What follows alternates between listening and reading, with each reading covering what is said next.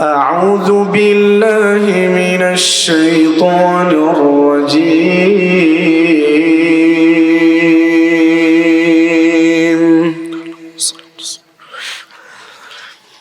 بسم الله الرحمن الرحيم.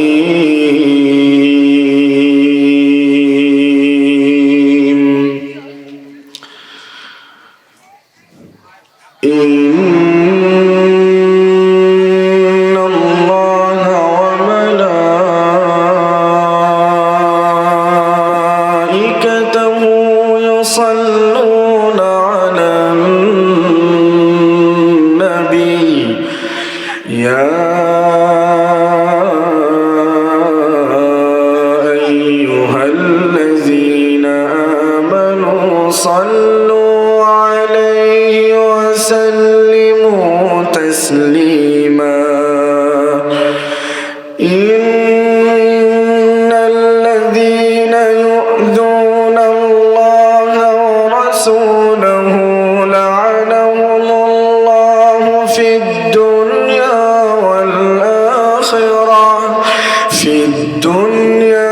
والآخرة وأعد لهم عذابا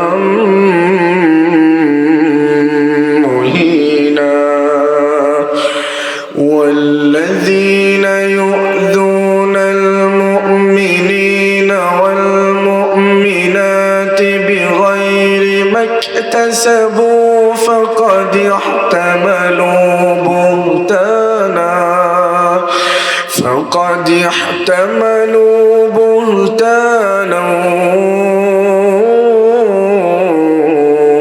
وإثما مبينا. يا أيها النبي قل لأزواجك وبناتك ونساء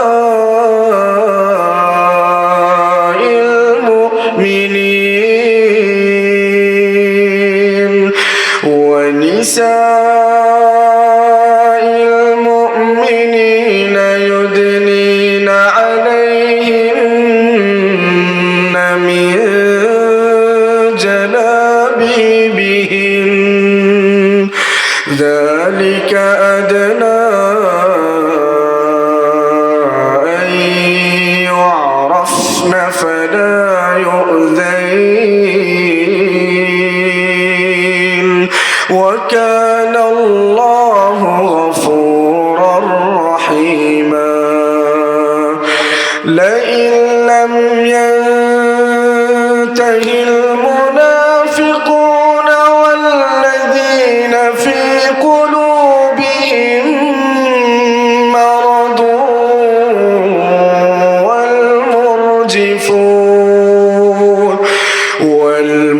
والمرجفون في المدينة لنغرينك بهم ثم لا يجاورونك فيها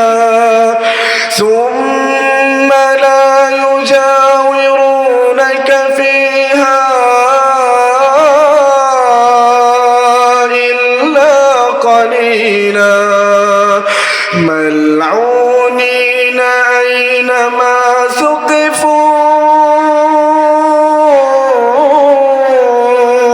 أخذوا وقتلوا تقتيلا. سنة الله في الذين خلوا من قبل ولن تجد لسنة الله تبديلا. يسألك الناس عن الساعة قل إنما علمها عند الله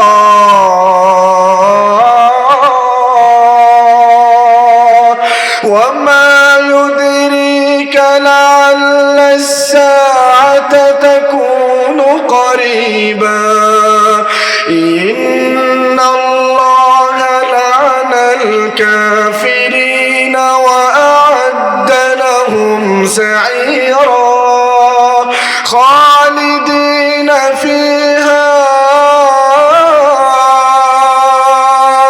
أبدا لا يجدون وليا ولا نصيرا يوم تقلب وجوههم في النار يقولون يا ليتنا أطعنا الله يقولون يا ليتنا أطعنا الله وأطعنا الرسولا وقالوا ربنا إنا أطعنا سادتنا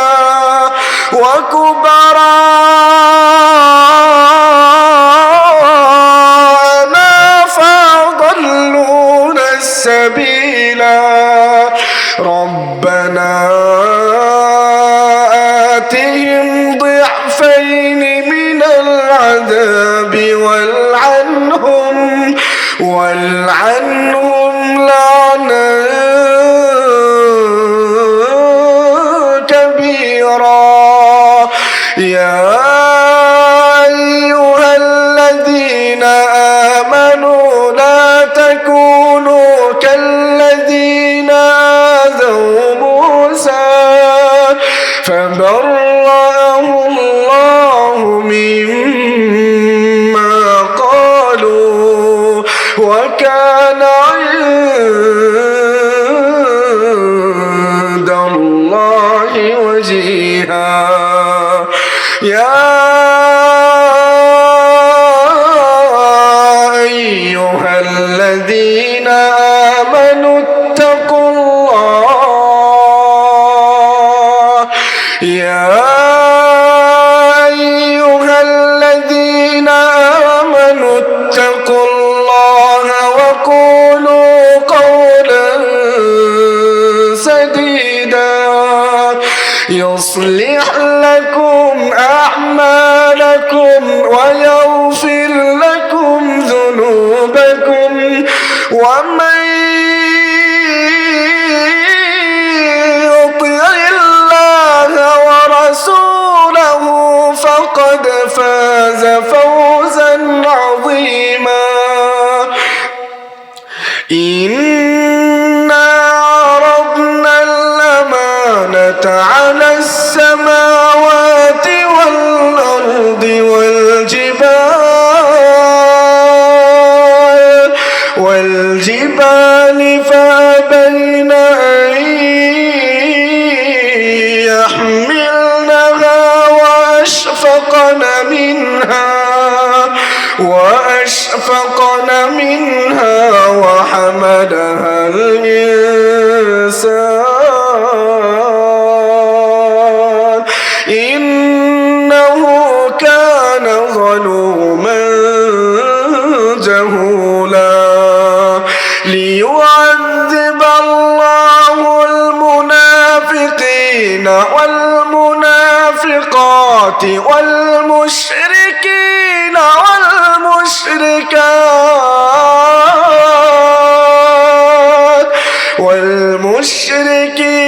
والمشركات ويتوب الله على المؤمنين والمؤمنات وكان الله غفورا رحيما صدق الله العظيم আল্লাহ রাব্বুল আলামিন আমাদেরকে সৃষ্টি করেছেন 18,000 মাখলুকাতের মধ্যে সবচাইতে শ্রেষ্ঠ মাখলুকাত হিসাবে আল্লাহ সৃষ্টি করেছেন। আল্লাহ রাব্বুল আলামিন আমাদেরকে যে সৃষ্টি করলেন এই সৃষ্টির পিছনে আল্লাহ পাকের কোনো উদ্দেশ্য আছে না নাই? কোনো উদ্দেশ্য ছাড়া মালিক আমাদেরকে বানান নাই, সৃষ্টি করেন নাই।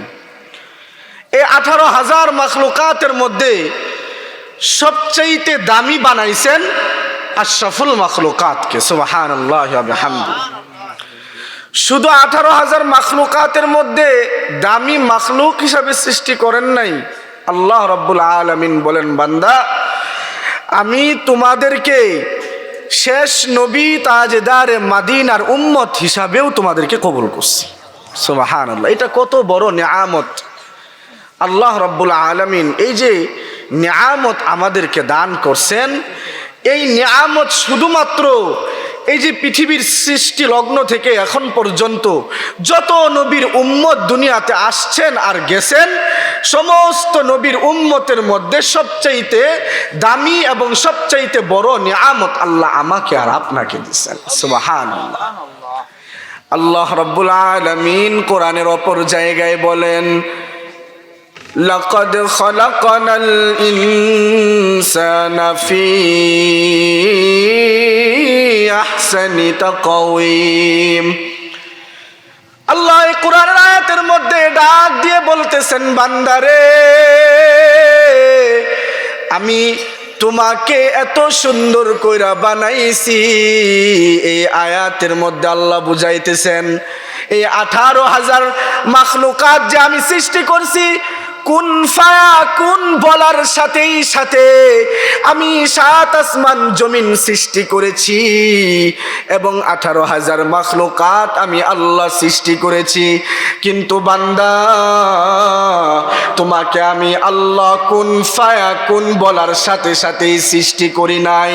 আমি আল্লাহর ক্ষমতা ছিল, আমি আল্লাহ চাইলে পারতাম কুন ফায়াকুন বলার সাথে সাথে আমি আল্লাহ তোমাকেও সৃষ্টি করতে পারতাম রে বান্দা, কিন্তু আমি আল্লাহ তোমাকে কুন ফায়াকুন বলে সৃষ্টি করি নাই। এই আয়াতের মধ্যে আল্লাহ বলেন, লাকাদ খালাকানাল ইনসানা ফি আহসানি তাকওয়িম। বান্দা আমি তোমারে বানাইতে সময় নিছি 9 মাস 10 মাস সময় নিছি। বলেন সুবহানাল্লাহ। আল্লাহ পারতেন না কুন ফায়াকুন বইলা বানায় ফেলতে? আমাদেরকে পারতেন কিনা? এই 7 আসমানকে আমার আপনার চাইতে বড় না ছোট? জমিনকে আমার আপনার চাইতে বড় না ছোট? কত বড়! এই দুনিয়া থেকে শুধু যদি আপনাদেরকে সামান্য সূর্যের কথাও বলি, দুনিয়া থেকে 13 লক্ষ গুণ বড় হলো এই আকাশে যেই সূর্য আমরা দেখতে পাই। সুবহানাল্লাহ। কয় লক্ষ গুণ? 13 লক্ষ গুণ। 9,30,00,000 মাইল যদি আপনি, কতটা দ্রুত চলবেন? আপনি টর্চ লাইট দিয়ে যখন সামনের রাস্তা দেখেন, ওই টর্চ লাইটের আলো যতটা দ্রুত গিয়ে সামনে পড়ে, ততটা দ্রুত যদি আপনি এই সূর্যের দিকে যান, তাহলে 9,30,00,000 মাইল দূরে আপনার যাইতে হবে। এত দূরে আমাদের থেকে এই সূর্য। তো আল্লাহ চাইলে কি পারতেন না কুন ফায়াকুন বলে সূর্যের মতো, তারকার মতো, চাঁদের মতো, 7 আসমান জমিন আরশে আজিমের মতো আমাদেরকে বানায় ফেলতে? বানাই নাই। আল্লাহ বলতেছেন, বান্দা আমি যখন তোমারে বানাইছি, আমি তোমাকে বানাইতে 9 মাস থেকে 9.5 মাস থেকে 10 মাস সময় নিছি। এই যে এত সুন্দর করে সূক্ষ্মভাবে তোমাকে বানাইছি, কতটা সূক্ষ্মভাবে বানাইছি বান্দা বুঝার জন্য শুনো। তোমার চোখটা জায়গায় যাই দরকার, ওই জায়গাতেই তোমার চোখটাকে আমি ফিট করেছি আল্লাহ। তোমার নাকটা যেই জায়গায় দরকার, ওই জায়গাতেই তোমার নাকটা আমি ফিট করেছি। তোমার জবানটা যেই জায়গায় থাকলে তোমাকে সুন্দর লাগবে, ওই জায়গায় তোমার জবানটাকে আমি ফিট করেছি। তোমার হাতটা যেইখানে থাকলে, সুন্দর দেখাবে সেইখানেই তোমার হাতটা ফিট করেছি। তোমার পাটা যেইখানে থাকলে সুন্দর লাগবে তোমার পাটা আমি সেইখানেই ফিট করেছি। বান্দারে তুমি যদি আমি আল্লাহকে চিনতে চাও, তুমি আল্লাহকে যদি আমি আল্লাহকে চিনার জন্য তুমি নিজের দিকে মাথা থেকে পা পর্যন্ত তাকাও, তুমি আমি আল্লাহকে ভালোভাবে চিনতে পারবা। চিনার জন্য এত দূরে যাওয়ার প্রয়োজন নাই। আল্লাহ বলতেছেন বান্দা তুমি যদি চিনতে চাও তোমার মাথা থেকে পায়ের নখ পর্যন্ত তাকাও, আমি আল্লাহ তোমাকে এই তোমার শরীরের মধ্যেই তুমি আমাকে চিনতে পারবা। সুবহানাল্লাহি ওয়া বিহামদি। আল্লাহ রাব্বুল আলামিনকে চিনে না এখনো দুনিয়াতে এমন মানুষ আছে না নাই? নাই মনে হয় আপনাদের বাসায় জন্মে গেছেন। হ্যাঁ, জুড়ে বলতে হবে, আছে না নাই? এমন বান্দা আছে না নাই? এমন হতভাগা বান্দা এখনো দুনিয়াতে আছে যেই বান্দা আল্লাহকে এখনো চিনেন না, যেই বান্দা জানে না তার সৃষ্টিকর্তাকে, তার সৃষ্টিকর্তার নাম কি। এমন মূর্খ, এমন বেঈমান, এমন ব্যক্তিও এখনো দুনিয়াতে আছে। অথচ কাফের মুশরিকদের দিকে যদি আপনি তাকান, ইহুদি খ্রিস্টানের দিকে যদি তাকান, ওরাও জানে তাদের সৃষ্টিকর্তা একজন আছে। সে কে? আরো জোরে বলি কে? যারা এখনো আল্লাহকে চিনে না, যেই বান্দা আল্লাহকে চিনতে পারলো না, ওই বান্দার মতো হতভাগা আর কপাল পোড়া বান্দা দুনিয়াতে আরো কেউ আছে? নাই। ওই বান্দার মতো আরো বান্দা দুনিয়াতে নাই। আল্লাহকে চিনাইতে হবে। আপনার সন্তানকে ছোট সময় থেকে আপনার সন্তানকে আল্লাহকে চিনাইতে হবে। আপনার সন্তানকে ছোট সময় 5 বছর বয়স থেকেই নামাজের আদেশ করতে হবে। আপনার সন্তানকে অল্প বয়স থেকে মাদ্রাসায় দিতে হবে। মাদ্রাসায় দিলে ফায়দা কি? ওই যে আল্লাহকে চিনবে। স্কুল কলেজে দিবেন, আল্লাহকে চিনে না, আল্লাহকে ঠিক মতো ডাকতে পারে না। স্কুল কলেজে কি আল্লাহর ডাকার জন্য আলাদা কোনো সাবজেক্ট আসেনি? নাই। নামাজ পড়ার কোনো সাবজেক্ট আসেনি? নাই। শুধু 7টা 8টা ক্লাসের সাবজেক্ট ঠিক আছে, কিন্তু নামাজের ওয়াক্ত হইলে নামাজ পড়ার কোনো সাবজেক্ট নাই। নামাজের সময় স্কুল থেকে দেয় না।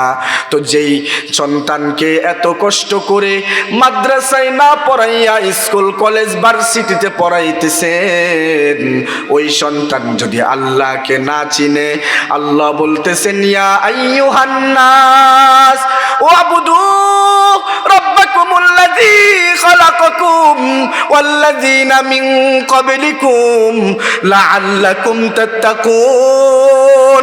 প্রত্যেক বাবা মাকে আল্লাহ বলতেছেন, হে মানুষ, আমি আল্লাহকে চিনার জন্য, জানার জন্য, আমি আল্লাহর ইবাদত করার জন্য তুমি তোমার সন্তানকে মসজিদের দিকে পাঠাও, ইবাদতের দিকে পাঠাও।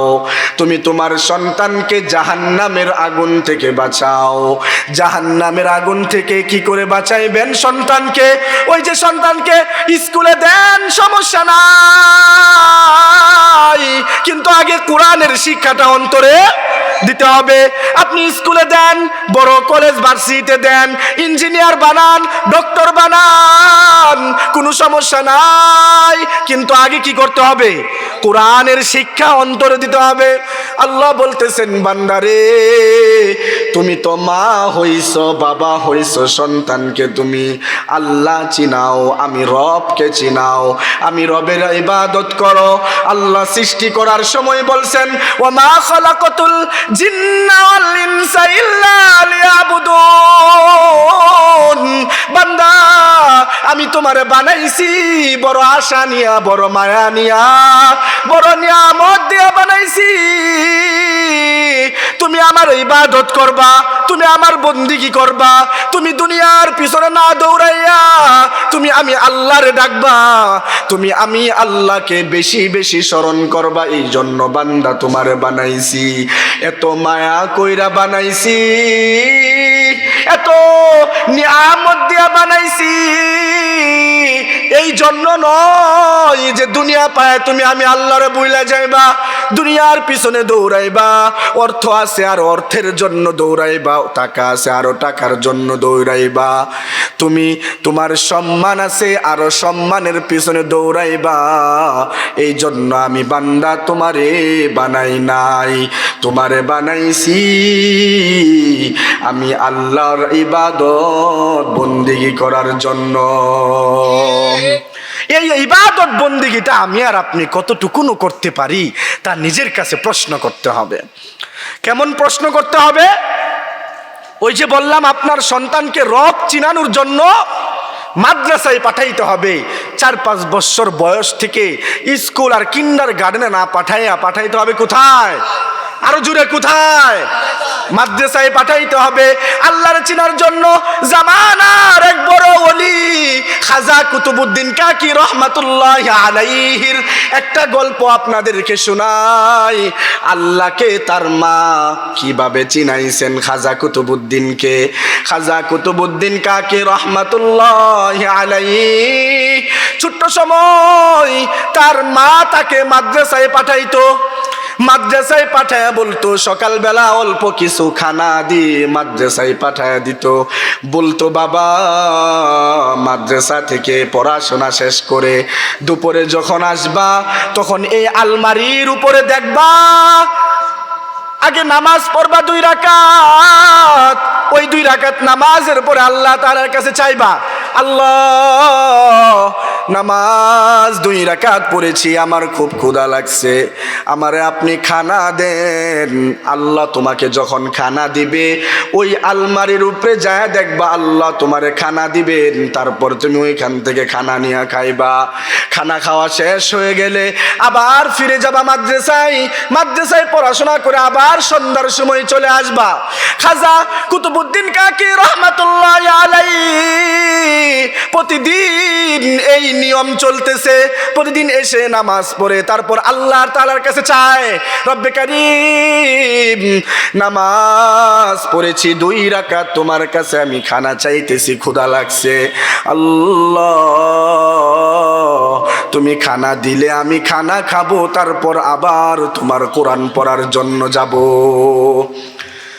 একদিন খাজা কুতুবউদ্দিন কাকি রহমাতুল্লাহি আলাইহির আম্মা জান মানুষের বাসায় কাজ করে তারপর কিছু দেয় মানুষ, তারপর ওই খানা নিজে অল্প খান, তারপর কি করেন সন্তানের জন্য ওই আলমারির উপরে প্রতিদিন রেখে দিতেন।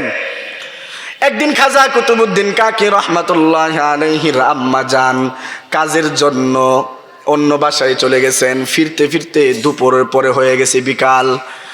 ওইখানে তার আম্মা জান আল্লাহ তাআলার কাছে কান্না করতেছিলেন আর বলতেছিলেন, আল্লাহ প্রতিদিন তো মিথ্যা কথা বলেছি আমার ছেলের কাছে, এটা বিশ্বাস করাইছি তুমি আল্লাহ খানা দেও, তুমি মালিক, খানা দেওয়ার মালিক, তুমি সৃষ্টি করার মালিক, তুমি রিজিক দেওয়ার মালিক, কিন্তু আমি তো প্রতিদিন মিথ্যা কথা বলে ওই আলমারির উপরে খানা রেখে দিতাম গো আল্লাহ। কিন্তু আজকে তো আমি অন্যের বাসায় কাজে চলে আসছি, সময় মতো যাইতে পারি না, কিন্তু কুতুবউদ্দিন যদি এসে ওই আলমারির উপরে খানা খুঁজতে থাকে আর না পাই, তাহলে তো মালিক তোমার উপর থেকে আমার কুতুবউদ্দিনের ভরসা কমে যাবে। এই কথা চিন্তা করতেছিলেন আর উনার আম্মা জান কান্না করতেছিলেন। খাজা কুতুবউদ্দিন কাকি রহমাতুল্লাহি আলাইহি মাদ্রাসা থেকে পড়াশোনা করে এসে দুপুরে যখন রুমে ঢুকে 2 রাকাত নামাজ আগে পড়ছেন, তারপর আল্লাহ তাআলার কাছে চাইছেন, আল্লাহ মাদ্রাসা থেকে পড়ে আসছি, আম্মা তো বলছেন আগে আপনার কাছে চাইতে, আপনার কাছে চাইলেই নাকি আপনি খানা দেন, আপনি খানা দিলে ওই খানা আমি খাই, তারপর আবার কি করি কোরআন পড়ার জন্য মাদ্রাসায় চলে যাই। খাজা কুতুবউদ্দিন বলতেছেন, আল্লাহ আজকে আম্মু বাসায় নাই, আপনার কাছে চাইতেছি, আমি ইলমে দিন শিক্ষা করে এসেছি, আবার চলে যাব। আপনি খানা দিলে খানা খেয়ে তারপর ইলমে দিন শিখার জন্য যাব। দোয়াটা শেষ করে খাজা কুতুবউদ্দিন কাকি রহমাতুল্লাহ আলাইহি আলমারির পর্দাটা উঠাইয়া ওইখানে হাত দিছেন। হাত দিয়ে দেখেন খানা ওইখানে রয়ে গেছে। খানাটার হাতে নিয়ে খানাটা খাইছেন। খানাটা খেয়ে উনি আবার মাদ্রাসায় চলে গেছেন। সন্ধ্যার সময় যখন আসছেন, মা জিজ্ঞাসা করতেছেন, কুতুবউদ্দিন আজকে কি তুমি নামাজ পড়ে আল্লাহ তাআলার কাছে খানা চায়া খানা কি পাইছিলা, দুপুরে কি খাইছিলা? কুতুবউদ্দিন হাসি দিয়ে বলতেছেন, আম্মা জান, প্রতিদিনের ন্যায় আমি আল্লাহ তাআলার কাছে খানা চেয়েছি, দুপুরে খানাও খেয়েছি, কিন্তু মা বড় আশ্চর্যের বিষয় হলো প্রতিদিন খানার মধ্যে যে পরিমাণ মজার স্বাদ পাইতাম তার চাইতে কোটি কোটি গুণ বেশি আজকের খানার মধ্যে স্বাদ পাইছি। তো আল্লাহ তাআলার উপর কি পরিমাণ বিশ্বাস তার মা তার সন্তানকে ছোট সময় থেকে করাইছেন যে আল্লাহ পাক জান্নাতি খানা কুতুবউদ্দিন কাকিকে খাওয়ায়া দিচ্ছেন। বলেন সুবহানাল্লাহ। তো এখন আমরা কি করি না, সন্তানরা এখনো এমন মানুষ আছে যে দুনিয়াতে আল্লাহকে চিনে না, জানে না, অথচ আপনার সন্তানকে কতটুকু ছোট সময় থেকে আল্লাহকে চিনানো দরকার। একেবারে ছোট থেকে আপনি যখন সঙ্গে যাবেন, আপনার সন্তানকে সাথে মসজিদে নিয়ে যান। আপনি যখন সঙ্গে মসজিদে নামাজ পড়তে যান, আপনার সন্তানকে হাত ধরে নিয়ে যান। আরে আপনার সন্তান তো নামাজ বুঝে না, কিন্তু ওই যে আপনার সাথে দেখে দেখে হাত বাঁধবে, কুদরতি পায়ে সেজদা করবে। আমার আল্লাহ ফেরেশতাদেরকে বলেন, বান্দা দেখ, এই সন্তান কিচ্ছু বুঝে না, তারপরেও আমার কুদরতি পায়ে সেজদা করতেছে। এটার জন্য আমার আল্লাহ ফেরেশতাদের সাথে হাসি খুশি সন্তুষ্ট হন, খুশি হন আপনার উপরে। বলেন সুবহানাল্লাহ। তো বাবা কেমন হতে হবে? যেই বাবা ছোট সময় থেকে তার সন্তানকে আল্লাহকে চিনাবে। সন্তানের জীবন কেমন হতে হবে? আমার আপনার জীবন কেমন হতে হবে? রসূল এবং নবীদের জীবন যেমন রঙের ছিলেন, যেমন রঙিন ছিলেন, যেই জিন্দেগি তারা আমাদেরকে দেখায় গেছেন, উম্মতকে যেইভাবে চলতে বলে গেছেন, ওই রঙের জিন্দেগি আমার আপনার হতে হবে। আমার আপনার জিন্দেগি কেমন হতে হবে? চলাফেরা কেমন হতে হবে? উঠা বসা কেমন হতে হবে? সাহাবায়ে কেরামের চলাফেরা যেমন ছিল তেমন হওয়া চাই আমার আপনার জীবনের চলাফেরা। সাহাবায়ে কেরামের জীবনের রং যেমন ছিল আমার আপনার জীবন তেমন হতে হবে। আমরা যারা এখন পর্যন্ত নামাজ পড়ি না, নামাজ তরক করি, হাদিসে আসছে আমার রসূল বলছেন, সমস্ত ইমাম সমস্ত আলেম এই বিষয়ে একমত, আল্লাযীনা তারাকুস সালাহ, যে ব্যক্তি নামাজকে তরক করে ইচ্ছা করে ওই ব্যক্তি কাফের। এই বিষয়ে কারো মতনৈক্য নাই। আজকে শুনছেন তো? শুনেন নাই? আজকে এখন শুনছেন তো? কালকে থেকে নামাজটা বাদ দিয়েন। সুযোগ আছে নামাজ বাদ দেওয়ার? না। মালিকের কাছে যদি বলেন, মালিক আমি তো জানতাম না, মুসলমান হইছি, লা ইলাহা ইল্লাল্লাহ পড়ছি, কিন্তু তোমার নামাজ তরক করলে যে কাফের মুশরিক হয়ে যায়, এই মাসালা তো আমি জানতাম না, এই হাদিস তো আমি জানতাম না। কেমনে জানলেন না প্রিয় যুবক ভাই? আজকের এই প্রোগ্রাম থেকে জেনে নেন, এবং আজকের এই প্রোগ্রাম থেকে তওবা করতে হবে, খালেস তওবা। কেমন তওবা? যেই তওবা সাহাবা কেরাম করেছিলেন, যে তওবা তাবিঈনরা করেছেন, তাবিঈনরা করেছেন, এমন তওবা করতে হবে। আল্লাহ এমন তওবা করব, খালেস তওবা করব গো মালিক। আজকে পর্যন্ত যত নামাজ বাদ দিছি গো মালিক, আজকে থেকে আমাকে মাফ করে দাও, আগামী কালকে থেকে নামাজ আর ছাড়বো না ইনশাআল্লাহ। নামাজ যে ছেড়ে দিবে তার মতো বেঈমান, মুনাফিক, কাফের এই পৃথিবীতে আর কেউ নাই। খারাপ লাগলেও এটা মান্য নিতে হবে, ভালো লাগলেও মান্য নিতে হবে। এটা আমার কোনো কথা না, এটা আমার রসুলের হাদিসের কথা, ইমামদের কথা, তাবিঈনদের কথা, আল্লাহ উলামা ওয়ারাসাতুল আম্বিয়াদের কথা। যে ব্যক্তি নামাজ ছাইরা দিবে ওই ব্যক্তি সরাসরি কাফের হয়ে যায়। তাহলে মনে রাখতে হবে প্রিয় ভাই, যদি আল্লাহ রব্বুল আলামিন পাঁচ ওয়াক্ত নামাজের সময় যখন মুয়াজ্জিন ডাকে হাইয়া আলাস সালাহ হাইয়া আলাল ফালাহ, যখন মসজিদের দিকে আহ্বান করেন, ওই মুহূর্তে দুনিয়ার সমস্ত কাজ বাদ দিয়ে মসজিদে আসতে হবে, মসজিদে আসতে হবে, আল্লাহর কুদরতি পায়ে সেজদা করতে হবে। সেই জন্য আজকের এই মাহফিল থেকে তওবা করতে হবে, খালেস তওবা। কেমন তওবা? রসুলের কাছে এক সাহাবী, মহিলা সাহাবী গেছেন, বলতেছেন ইয়া রাসূলুল্লাহ, আমি গুনাহ করে ফেলেছি, এমন গুনাহ করেছি যেই গুনাহের মাপ আমার মনে হয় না দুনিয়াতে আছে। রসুল বলতেছেন না না না, আমার সাহাবী গুনাহ করতে পারে না। ওই সাহাবী আবার বলতেছেন রসুল আমি গুনাহ করেছি। রসুল আবার বলতেছেন না, আমার সাহাবী গুনাহ করতে পারে না। রসুলকে আবার ওই মহিলা সাহাবী বলতেছেন ইয়া রাসূলুল্লাহ, আমি গুনাহ করে ফেলেছি। রসুল বলছেন কেমন গুনাহ করেছো যে তোমার কাছে এটার কোনো মাপ নাই মনে হইতেছে?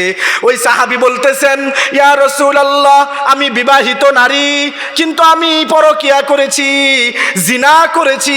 শুধু জিনা করে ক্ষান্ত দেই নাই, আমি তো জিনা করে আমি অন্তঃসত্ত্বা হয়ে গেছি, অন্তঃসত্ত্বা হয়েছি, আমার পেটে এখন একটা বাচ্চা আছে। রসুল বলতেছেন তোমার বিচার এখন কি করে করব? তুমি এখন বাড়িতে যাও, 10 মাস পরে তোমার এই সন্তান যেদিন দুনিয়াতে আসবে ওই দিন তুমি আমার কাছে আসবা, তোমার বিচার করা হবে। 10 মাস পরে ওই মহিলা রসুলের কাছে আসছেন, বলতেছেন ইয়া রাসূলুল্লাহ, এই যে আমার সন্তান, এখন আমার বিচার করে দেন। রসুল বলতেছেন আল্লাহ পাক এই সন্তানের রিজিক তোমার বুকের মধ্যে দিয়ে রাখছেন, সুতরাং তুমি যাও, এই সন্তানকে লালন পালন করো, বড় করো, তারপরে এই সন্তানকে আমার কাছে নিয়ে আসবা, তোমার বিচার করা হবে। এই সাহাবী আবার বাসায় চলে গেছেন। 2 বছর পরে আবার রসুলের কাছে আসছেন। রসুলের কাছে এসে বলতেছেন ইয়া রাসূলুল্লাহ, ইয়া হাবিবাল্লাহ, এই যে সন্তান বড় হয়ে গেছে, এখন সে নিজের হাতে ভাত খাইতে পারে, নিজে হাঁটতে পারে, চলতে পারে, এখন আমার বিচারটা করে দেন, আমাকে এই গুনাহ থেকে মুক্ত করে দেন, আমাকে আল্লাহ তাআলার কাছে তওবা করায় দেন, এমন তওবা করান ইয়া রাসূলুল্লাহ, গুনাহের এই বোঝা নিয়ে আমি নিচে মাটির নিচে যাইতে চাই না। ও যুবক ভাই, ও বৃদ্ধ বাবারা, এত বড় সাহাবী ছিলেন যাদের উপরে আল্লাহ তাআলা সন্তুষ্ট ছিলেন, এমন সাহাবীরা গুনাহ করার পরে কাঁদতে কাঁদতে বেহুশ হয়ে যাইতেন। বিচার যা হওয়ার দুনিয়াতে হোক, এই গুনাহের বোঝা নিয়া আমি কবরের দেশে যাইতে পারতাম না বলে বলে কান্না করতেন। রাসূলুল্লাহ সাহাবীকে বলতেছেন এই সাহাবীরা এখানে একটা গর্ত খুঁড়ো, এই গর্তের মধ্যে মহিলা সাহাবীকে ফেলে দাও, নিক্ষেপ করো। নিক্ষেপ করার পরে কোরআনের যেই নিয়ম, যেই নীতি, জিনাকারীকে পাথর মেরে নিক্ষেপ করা, ওই জিনাকারীকে পাথর মারতে থাকো। এই মহিলা সাহাবীকে রাসূলুল্লাহর কথা অনুযায়ী ওই গুহার মধ্যে ফেলে দেওয়া হয়। আশেপাশের সমস্ত মানুষগুলো, সাহাবীগুলো ওই মহিলা সাহাবীর উপরে পাথর নিক্ষেপ করতেছিলেন। পাথর নিক্ষেপ করতে করতে মাথা ফেটে রক্ত বের হচ্ছিল। একজন সাহাবী এসে বড় একটা পাথর নিয়ে এই মহিলা সাহাবীর মাথার উপরে আঘাত করলেন সজোরে। সাথে সাথে মাথাটা ফেটে গিয়ে ওই রক্ত চির দিয়ে ওই সাহাবীর গালের মধ্যে লেগে যায়। পক্ষান্তরে সাহাবী বলতেছেন, আল্লাহ, রাগান্বিত হয়ে বলতেছেন, ইয়া রহমান, একজন জিনাখোর নারীর রক্ত বুঝি তুমি আমার শরীরে লাগাইলা, আমার শরীরটা অপবিত্র হয়ে গেল। সঙ্গে সঙ্গে রাসূলুল্লাহ শুনেছেন, সাথে সাথে বলতেছেন, হে আমার সাহাবীরা,